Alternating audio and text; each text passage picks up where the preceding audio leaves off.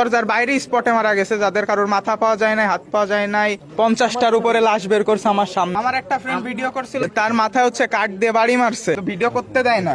কেন মারছে এর কোনো প্রতিবাদ করলে উল্টা আক্রমণ করতেছে। আমি এবার এইচএসসি পরীক্ষার্থী মাইলস্টোনেরই 50টার উপরে লাশ বের করছে আমার সামনে, আমি যখন ওইখানে ছিলাম।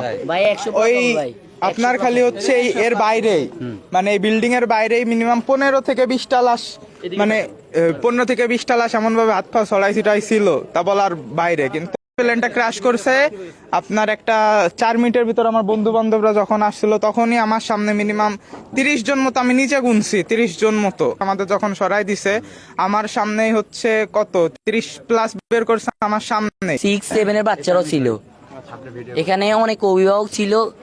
উদাহরণ হিসেবে বলা যায়, যখন একটা মিনিমাম একটা 20 মিনিট, তখন একটা গার্ডিয়ানকে আমি দেখলাম, আমি জীবনে এরকম অবস্থা দেখিনি। গার্ডিয়ানের জামা কাপড় কিছু নাই, গার্ডিয়ান সোজা তার বাচ্চাকে নিয়ে দৌড় দিতেছে। দেখেন এইখানে হচ্ছে আমার একটা বন্ধুর ভিডিও করা, এইখানে হচ্ছে কতগুলা লাশ পড়ে আছে, কিন্তু ভিডিও করতে দেয় নাই।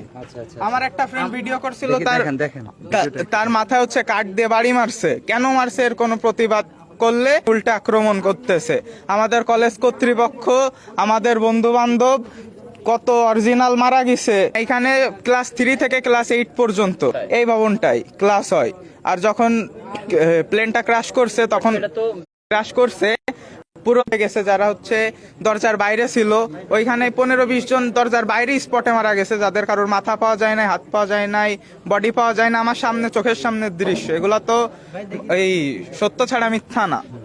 এখন মিডিয়াগুলো কেন এমন করছে এটার কোনো ভাষা না। মাধ্যম কর্মীরা যে একটা অবস্থা শুরু করছেন ভাইয়া, যদি এখানে মারা গেছে 100+, আমি এক জায়গায় দেখলাম 20 জন, এক জায়গায় দেখলাম 10 জন।